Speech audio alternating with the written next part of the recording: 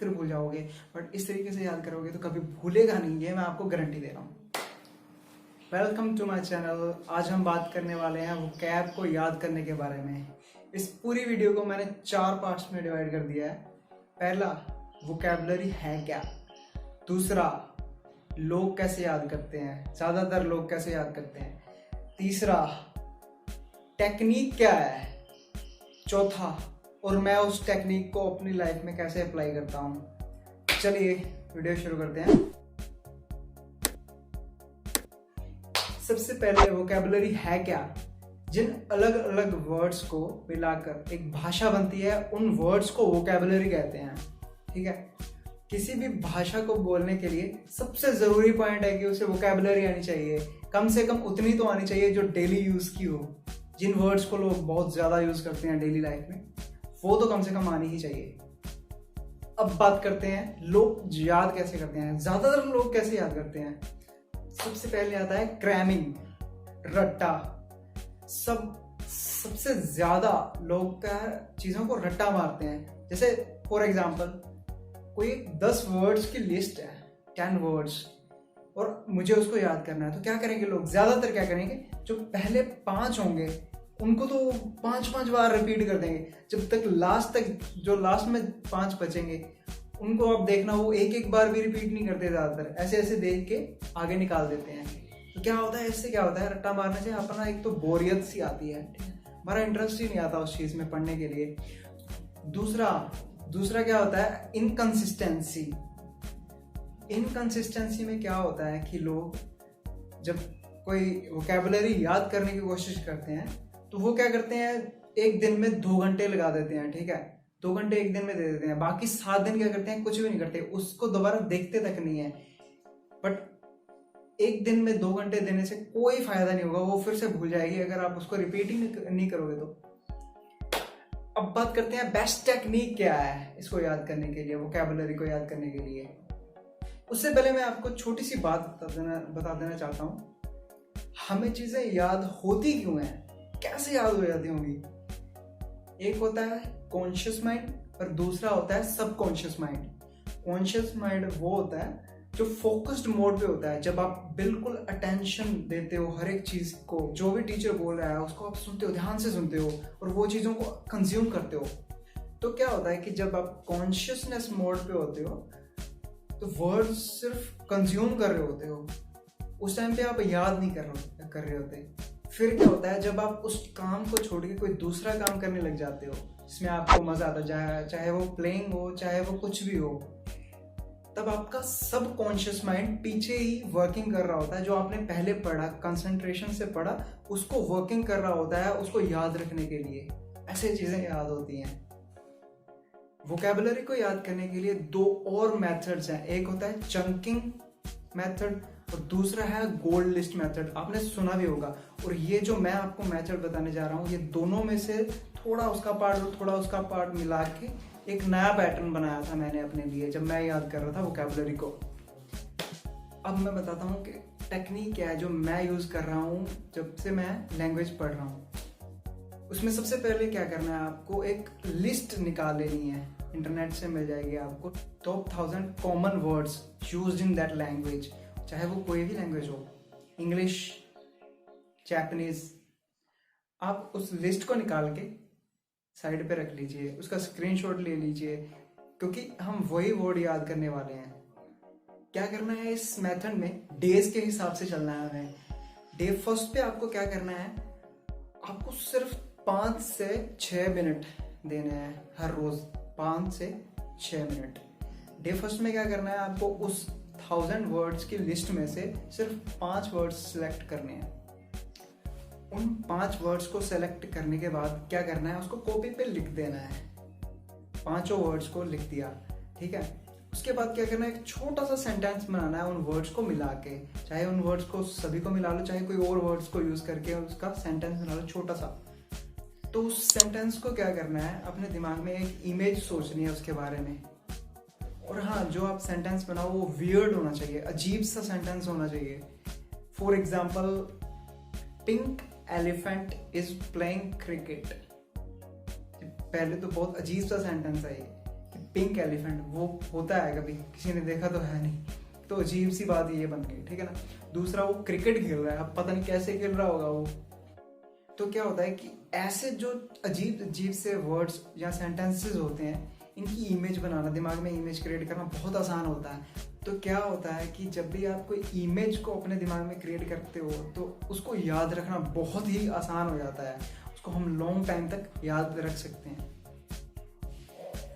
अब क्या करना है कि उन सेंटेंसेस को 2 बार रिपीट करना है, सिर्फ 2 बार, और उस इमेज को याद रखते हुए रिपीट करना है। अगर आपसे सेंटेंस नहीं भी बन रहा तो वो वर्ड्स को ही 2 बार रिपीट करना है, ठीक है। 2 बार रिपीट करने के बाद क्या करना है, उस कॉपी को बंद कर देना है, कहीं और जगह पे जाके जहाँ पे आपको थोड़ा कंफर्टेबल महसूस हो, वहाँ पे जाके उनको, ये बहुत इंपॉर्टेंट चीज़ है, ध्यान से सुना, उस जो वर्ड्स को आपने रिपीट किया है 2 बार, उनको रिकॉल करना है वहाँ पे जाके। मेरी बात समझे हो आप? उन वर्ड्स को रिकॉल करना है वहाँ पे नहीं जहाँ पे आपने याद किए, कहीं दूसरी जगह पे जाके आराम से बैठ के सिर्फ आंखें बंद करके याद करना कि क्या पढ़ा मैंने, वो 5 वर्ड्स। इस पूरे काम को करने के लिए सिर्फ 5 मिनट लगेंगे, 5 मिनट से ज़्यादा लगेंगे भी नहीं। बस यही तो है टेक्निक। आपको डे 1 पे भी करना है, डे 2, डे 3, 4, 5, 6 के बाद क्या करना है कि आपको एक दिन की ब्रेक लेनी है। फिर क्या करना है, डे 7 को भी आपको 5 वर्ड्स, अलग से नए वर्ड्स निकाल के ऐसे ही करना है जैसे पहले किया था, उनको लिखना है कॉपी पे और याद करना है कि इमेज के साथ, ठीक है। तो इसको कंटिन्यू करना है डे 12 तक।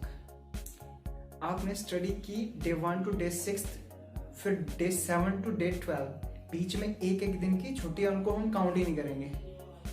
इस तरह से क्या हुआ, आपके 2 वीक्स का काम खत्म हो गया। अब बारी आती है 3rd वीक की, जो सबसे ज्यादा इंपॉर्टेंट है। 3rd वीक को क्या करना है, टेस्ट लेना है अपना।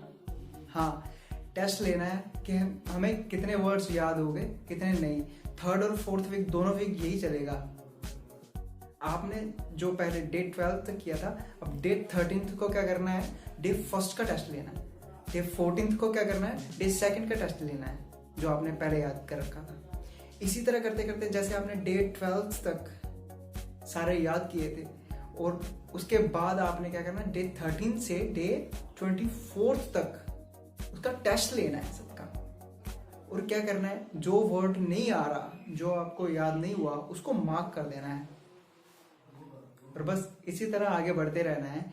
जैसे आपने डे 24 तक कर लिया ये, और उसके बाद जब डे 25 आएगा तब क्या करना है, उसी लिस्ट में से 5 नए वर्ड्स ले लेने हैं, और प्लस जो आपको डे 1 में जो वर्ड याद नहीं हुआ था, जिसको आपने मार्क किया, उसको साथ रख के आगे बढ़ते रहना है। इसी तरह डे 26 में भी आपको क्या करना है, 5 न्यू वर्ड्स लेने हैं, और डे 2 में जो आपको वर्ड नहीं आ रहा था याद, उसको आपने उसके साथ लिख देना है मिला के।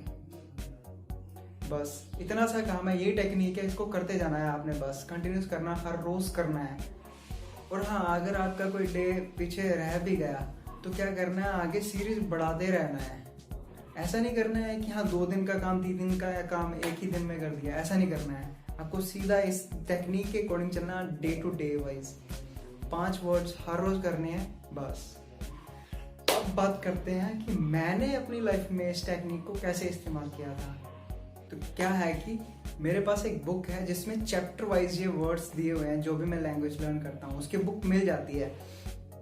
तो क्या है कि डे 1 पे मैं एक चैप्टर करता हूँ, एक चैप्टर में 25 टू 35 वर्ड्स होते हैं। हाँ, 25 वर्ड्स एक दिन में। आपको इतने वर्ड्स नहीं करने हैं, क्योंकि ये वर्ड्स, इतने वर्ड्स वही कर सकते हैं जो इंटरमीडिएट या फिर एडवांस लेवल पे होते हैं।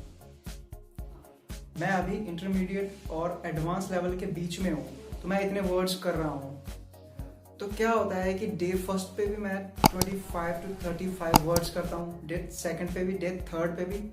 ऐसा करके 1st वीक में मेरा क्या है, लर्निंग होती है। और 1st वीक में अगर 6 डेज के अकॉर्डिंग चलें तो मेरे वर्ड्स हो जाते हैं 5 to 150 वर्ड्स पर वीक, ऐसा चलता है मेरा। और 2nd वीक में मैं क्या करता हूँ, उसको रिवाइज करता हूँ दोबारा से, वही उनको रिवाइज करना, दिमाग में एक इमेज क्रिएट किया है उसको रिकॉल करना। वीक 2 जो है ऐसे ही बीत जाता है। अब आता है इम्पोर्टेंट वीक थर्ड। इसमें क्या होता है कि मैं अपनी टेस्ट करता हूँ कि मेरे को कितने वर्ड्स आ रहे हैं, जो वर्ड्स मेरे को नहीं आ रहे उनको मैं अंडरलाइन कर देता हूँ। इसी तरह आप देख रहे होंगे कि आपको जो मैंने टेक्निक बताई थी उसमें 4 वीक्स थे, इसमें मैंने 3rd वीक कर लिए। ये अपने ऊपर है, आप उसको थोड़ा सा चेंज भी कर सकते हो अपनी लाइफ में। जब आप उसकी आदत पड़ जाएगी तब आप उसको अपने अकॉर्डिंग चेंज कर सकते हो, जैसा आपको अच्छा लगता है। फिर मेरा क्या चलता है, वीक 3rd के बाद मैं क्या करता हूँ, वीक 4th से एक नए सीरीज स्टार्ट कर लेता हूँ। ठीक है, तो नई सीरीज में क्या है कि मैं नए वर्ड्स लेता हूँ वीक 4 में, फिर वीक 5 में वो उसको रिवाइज करता हूँ, वीक 6 में अपना टेस्ट लेता हूँ और मार्क करता हूँ जो मेरे को अभी याद नहीं हो रहे, और उनको साथ में लेकर अगले वर्ड्स नए शुरू करता हूँ। ये थी मेरी टेक्निक। इस टेक्निक से देखा जाए तो मैंने 1 वीक में 150 वर्ड्स को याद किया और अगले 2 वीक्स में उन 150 वर्ड्स को दोबारा रिपीट करके फिर से याद किया। इस तरह से अगर आप मोटा मोटा हिसाब लगाओ तो 3 वीक पे मैंने 150 वर्ड्स कर लिए। और अगर मेरे को 1000 वर्ड्स याद करने हैं तो मेरे को सिर्फ 4 मंथ्स लगेंगे। 4 मंथ्स में मैं 1000 वर्ड्स कर लूँगा याद आराम से। और हाँ, ये ऐसा नहीं है कि मेरे को भूल जाएंगे बाद में, क्योंकि जब आपने एक चीज़ को पढ़ने के लिए ज़्यादा टाइम दिया है तो फिर वो ज़्यादा टाइम के लिए याद रहेगी। ऐसा नहीं है कि आप 1 हफ्ते का काम, मैं आपको बोल रहा हूँ कि मुझे 1 महीने में 2.5 घंटे दीजिए। ठीक है, और अगर आप सोचेंगे कि मैं एक दिन में ही 2.5 घंटे देके वो सारे के सारे वर्ड याद कर लूँगा तो नहीं हो पाएंगे, कभी नहीं हो पाएंगे। फिर भूल जाओगे, फिर याद करोगे, फिर भूल जाओगे। बट इस तरीके से याद करोगे तो कभी भूलेगा नहीं, ये मैं आपको गारंटी दे रहा हूँ। और हाँ, अगर आपको लगता है कि आप एक दिन में 5 मिनट्स नहीं दे सकते यार, तो फिर 3 मिनट्स दे दो। 3 मिनट में बहुत कुछ हो जाता है। आई थिंक आप 3 वर्ड तो याद कर ही लोगे इस तरीके से जो मैंने आपको बताया था अभी। और हाँ, आपको सभी वर्ड्स याद करने की ज़रूरत भी नहीं है, क्योंकि जब आप सामने वाला आपसे बात करेगा, जो वर्ड्स वो यूज़ करेगा उसी वर्ड्स के अकॉर्डिंग आप अपना रिप्लाई दे सकते हो। इन द एंड मैं एक बार सारा समराइज कर देता हूँ। डे फर्स्ट पे आपने क्या करना है कि 5 मिनट निकालने, 5 वर्ड्स कॉपी पे लिखने, उनका छोटा सा सेंटेंस बनाना। अगर सेंटेंस नहीं भी बन रहा तो भी कोई बात नहीं है, उनको 2 बार रिपीट करना है और साथ ही साथ में उसकी एक इमेज क्रिएट करनी है अपने दिमाग में। इसी तरह आपने डे 2, डे 3, डे 4 से लेके डे 12 तक आपको ये सारा का सारा प्रोसीजर ट्राई करना है। उसके बाद क्या करना है, इसको टेस्ट करना है कि आपको कितने याद हो गए और कितने नहीं। फिर जब आप टेस्ट करोगे, फिर जब डे 24 तक पहुंच जाओगे, उसके बाद डे 25 को आपको क्या करना है, नए 5 वर्ड्स लेने हैं और जो डे 1 को आपको याद नहीं था वर्ड, उसको साथ में लिख लेना है। बस ये थी मेरी टेक्निक, जिस तरीके से मैंने बहुत सारे वर्ड्स और वोकैबुलरी याद किए हैं अलग अलग लैंग्वेजेस के। मैं अभी जापानीज लैंग्वेज 2 साल से पढ़ रहा हूँ और अभी रिसेंटली मैंने कोरियन और चाइनीज़ भी स्टार्ट कर दिया है, और उसको याद करने के लिए ये मेथड मेरे लिए सबसे बेस्ट है और इसने मेरे लिए बहुत काम किया है। आई होप आपके लिए भी ये मेथड ज़रूर काम करेगा। और आपको याद है जो मैंने अभी 2 मेथड्स बताए थे शुरुआत में आपको, एक चंकिंग, दूसरा गोल्ड लिस्ट मेथड। इन दोनों पे मैं अलग अलग वीडियो बनाने वाला हूँ, पूरी डिटेल में वीडियो होगी। अगर आपको वो फॉर्मूले अच्छे लगेंगे तो आप वो अप्लाई करके देखिएगा। इसी तरह की नॉलेज से भरी वीडियोस मैं आपके लिए लेके आता रहूँगा। टिल देन, जावाता, कॉमअप्समिदा, शिए शिए, ज़ाइजियन।